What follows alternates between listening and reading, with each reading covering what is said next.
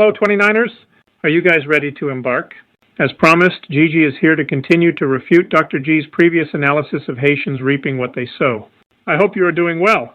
We should also start practicing allocentrism, a trait we value on Gigi Forever 29 trains. As we know, allocentrism is characterized by prioritizing the well-being of others over one's own. At the same time, egoism is an excessive preoccupation with one's interests, often at the expense of others. Allocentrism fosters cooperation and solidarity, creating a more harmonious and resilient community. It also stimulates innovation and creativity by valuing diverse perspectives and experiences. Finally, it strengthens the social fabric by building stronger bonds between individuals, which is essential for the sustainable development of society. So, hop on board, get comfortable, and listen to Gigi's rebuttal. Her discussion will be exciting and thought-provoking, and you won't want to miss it. So, what are you waiting for? All aboard!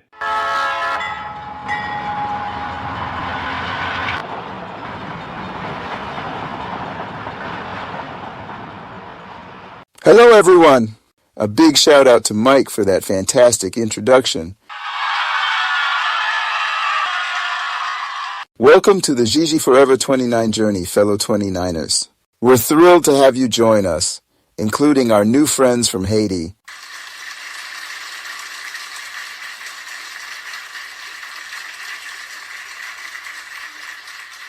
Our community champions healthy living and fosters love and diminishing hate. Embracing allocentrism, we prioritize the well-being of others above our own. To our new 29ers, we hold you in high regard and eagerly anticipate your contributions to our collective mission. Our goal is to assist Haiti in reclaiming its historical splendor, a daunting task we acknowledge. Yet, with the vigor and passion of youth, we 29ers are equipped to face this endeavor head-on. Consider the age-old adage of the glass being half full or half empty. We view life with hope and encourage this perspective within our ranks. By aligning with those who see the glass as half full, we embrace the possibility of Haiti's resurgence. Rejecting the notion that Haiti can't recover is akin to seeing the glass as half empty, which contradicts the ethos we cultivate. Together, let's recognize and nurture the seeds of positive transformation in Haiti. Now, without further ado, let's dive into today's episode. Take it away, Gigi.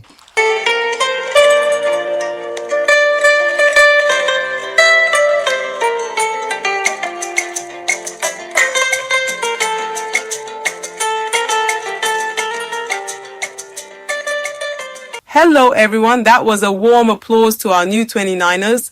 Welcome aboard the Forever 29 train. As Dr. G mentioned, we always try to stay positive and see the glass half full on our train. I want to dive into today's episode where we'll continue discussing Dr. G's statements from the last episode. Haitians reap what they sow. Let me start by elaborating on the reste avec issue, which Dr. G mentioned but should have illustrated with an example. It is a heartbreaking reality. Reste avec is a form of modern-day child slavery still prevalent in Haiti, affecting 1 in every 15 children. Typically born into poor rural families, reste avec children are often given to relatives or strangers. In their new homes, they become domestic slaves performing menial tasks for no pay. On this topic, we need to ask a straightforward question. Why? Why would someone in their right mind send their children to live with someone else? This is not because the child must go to school like college and you send him or her to a trusted family member or a close friend who lives nearby the school. Not at all. You are giving your kids away to strangers just because you can't feed them and knowing that your child will not be going to school but instead going to take care of other people's children and do menial chores in someone else's house, sometimes being treated poorly by these families. And worse, they feel less than human beings. So let me answer that simple question. Why? Poverty. Yes, if we reduce poverty, particularly in rural areas, and establish a national system that requires all children to go to school, Parents or anyone with underage kids not attending school will be prosecuted. Parents, this is a distressing issue. Please feel free to share your thoughts with us. Together we can make Haiti a happier place. Then come sing with me, come dance with me. Unfrappez men, unfrappez pieds, on danser. Si nous comptons et on connaît, frappez men. Si nous comptons et on connaît, frappez men. Let's move on to another topic mentioned by Dr. G. The reality of colonialism and neocolonialism in Haiti. Despite the country being a sovereign state, it is a heartbreaking fact. The primary causes of neocolonialism are the desire of former colonial powers to maintain their influence, exploitation of natural resources, economic dependence, and political relations. To end neocolonialism, we need to promote the exercise of popular sovereignty and develop fair trade that respects social and environmental justice. We must also establish genuine cooperation mechanisms that end looting and promote the emergence of their economies. Neocolonialism is an imperialist policy that a former colonial power carries out towards its former colony, using various methods of influence and domination in its interest and that of its companies. The term neocolonialism refers to a situation of absolute dependence of one state on another without being associated with a formal, legal, and political dependence, which characterizes colonialism. Decolonization occurs in three phases: assimilation, internal autonomy, and independence. To escape colonialism, we must promote the values of anti-colonialism, international solidarity, anti-racism, the fight against neocolonialism, the fight against all discrimination, and equal rights. Let's take another example, that of the tendency of some Haitians to seek approval from the West. Entre guillemets, the whites. Dr. G shared a revealing anecdote. During a thank you ceremony for charitable aid received by a Haitian social organization, the regular contributions of a Haitian Diaspora Association were ignored entirely. Instead, only the Western donors present were mentioned.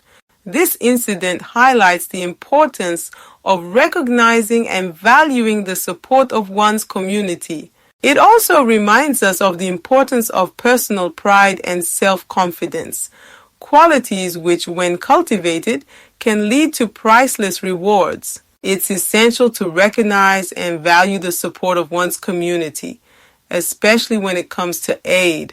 Ignoring the contributions of one's community and acknowledging only foreign aid can have serious implications. It can weaken the sense of national solidarity and autonomy, reinforce stereotypes, and create an unbalanced power dynamic between the donor and recipient countries.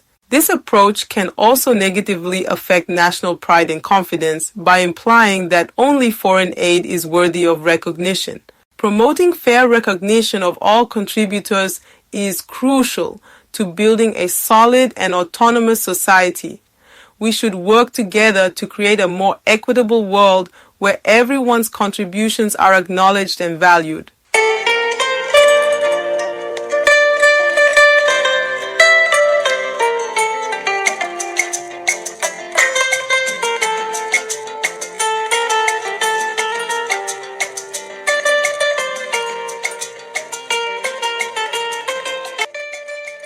Let's move on to another fascinating example from Dr. G. Have you ever heard of nage pour sauter? The expression nage pour sauter, which means swim to get out, carries a deep and contextual duality of meaning. On the one hand, it embodies the notion of autonomy and personal effort, recalling the proverb, "Help yourself, heaven will help you," and encourages the individual to take the initiative to overcome obstacles. On the other hand, this expression can be perceived as a reflection of selfishness or indifference, especially when it is used in circumstances where collective assistance or government intervention is crucial. In the case of Haitian President René Préval, Nage pour sorti was interpreted as a symbol of his governance, particularly when he faced major political and social challenges. According to sources, this sentence was uttered in a context of economic despair and political impasse where government resources were insufficient to meet citizens' needs. This has drawn criticism, with some seeing it as an abdication of the leader's responsibilities towards his people. But that's not his only questionable action during his presidency. Did you know that he ordered his mines minister to keep the Haitian people ignorant of the existence of gold reserves in the country? His reasoning? Pou yo pa vin manje, so they don't come and devour me. Regrettably, a president prioritizes his interest over the well-being of his people. But that's the short story. Regarding Haiti's gold reserves, there have been controversies and debates over the management and transparency of the country's natural resources. Reports indicate that mining companies have invested in prospecting for metals in Haiti. Still, plans have been delayed due to the need for a revised mining law establishing environmental regulations and other significant issues. The management of natural resources in Haiti remains a complex and sensitive subject, requiring a balanced approach that considers human rights and environmental protection while seeking to improve the country's economic situation. Dr. G shared an anecdote about the unequal fingers of the hand as a metaphor for the unequal rights of different social classes. During a conversation about Haiti with a middle-class Haitian, he was reminded of this reality. Examining class struggles is crucial to comprehending power dynamics in society. This central concept emphasizes persistent inequalities despite the ideal of equality. The analogy of the fingers of the hand illustrates this reality. Each social class, although different, plays an essential role in the harmonious functioning of society. A 19th century philosopher and economist, Karl Marx, delved deep into this struggle. According to him, society is divided into two main classes. 1. The bourgeoisie. This class owns the means of production, such as factories, land, and capital, and exercises considerable economic power. They can dominate thanks to their wealth and influence. 2. The proletariat. This class comprises workers who sell their labor power to the bourgeoisie. Although they are often exploited, they remain essential to the economy's production and functioning. The class struggle manifests itself in tensions between these two groups. The bourgeoisie seeks to maximize profits, while the proletariat fights for better working conditions, fair wages, and fundamental rights. Recognizing the importance of each class is crucial to aspire to a more equitable and united society. By understanding these dynamics, we can work towards a world where the rights of all individuals, regardless of social class, are respected and protected. To conclude this thought-provoking topic, I will end with Dr. G's crucial point of view regarding Haitians and their tendency towards paralyzing spiritualism. This refers to a belief or attitude that may encourage excessive reliance on spiritual or divine forces to limit personal action and initiative. In other words, it can lead to excessive passivity, leaving everything in the hands of destiny or divine providence to the detriment of personal effort and commitment. To address this paralyzing spiritualism issue, we must approach it with respect and assertiveness. Acknowledging spirituality's value in individuals' lives while emphasizing the importance of a healthy balance between faith and action is crucial. An effective strategy would be to highlight inspiring examples of people who have combined their faith with concrete actions to improve their lives and the lives of their community. This would help demonstrate that faith and personal effort can complement each other for holistic well-being. Among the exemplary figures who combined faith and action, we can cite Zacchaeus, a tax collector who, after meeting Jesus, transformed his life by returning what he had taken unjustly. The Samaritan woman at the well also transformed her encounter with Jesus into an opportunity to bear witness, becoming a powerful victor of the gospel. Finally, the Apostle Paul, known for his unwavering faith, dedicated his life to preaching the good news despite persecution and trials. These examples show that faith, when put into action, can have a profound and lasting impact. And it is crucial to encourage and promote this balance for the betterment of individuals and communities alike.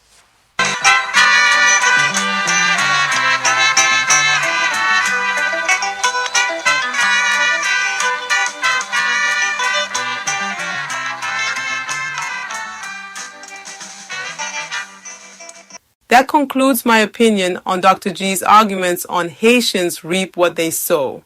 I believe that Haitians are responsible for some points, but there are attenuating circumstances that we should focus on, and correcting blame never results in anything. It is essential to engage in productive discussions, whether we agree or disagree.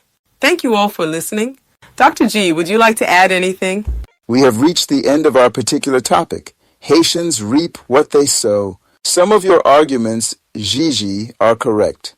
And we hope that by raising these subjects on both sides of the barricade, as they say, we have aroused your curiosity, dear listeners, to enrich your thinking on these subjects. If you want to apply these principles of faith action and allocentrism in your life, start by identifying your deep convictions and the values dear to you. Then, concrete goals that reflect these beliefs will be set, and initiative will be taken to achieve them. Whether through volunteering, community involvement, or daily acts of kindness, every step counts. The important thing is to align your actions with your beliefs, creating a virtuous circle of active faith and personal effort. Don't miss our next episode, The Historical Burden, the Impact of Debt on the Haitian Economy, in which we will address the issue of independence debt in depth. This debt has hampered the country's economic development for decades. We thank you for following us and invite you to continue supporting and sharing this podcast with others. Together, we can bring positive change to Haiti, love and peace to all. To end our program, we leave you with this beautiful song from Ska Shah, One, Haiti, with Georges Louber-Chauncey, a maestro of Haitian music who made history with his exceptional talent as a saxophonist and composer. He joined the group Ska Shah No. 1 and contributed to their fame with songs that still resonate in the hearts of many fans. Jean-Élie Telfort, with his unique voice, also played a vital role in the group's success. Together, they have created music that crosses borders and unites the Haitian diaspora around nostalgic and catchy melodies. It's a beautiful tribute to dedicate their song to our 29ers, a reminder that music is a powerful bond that connects us all, no matter where we are. Good listening.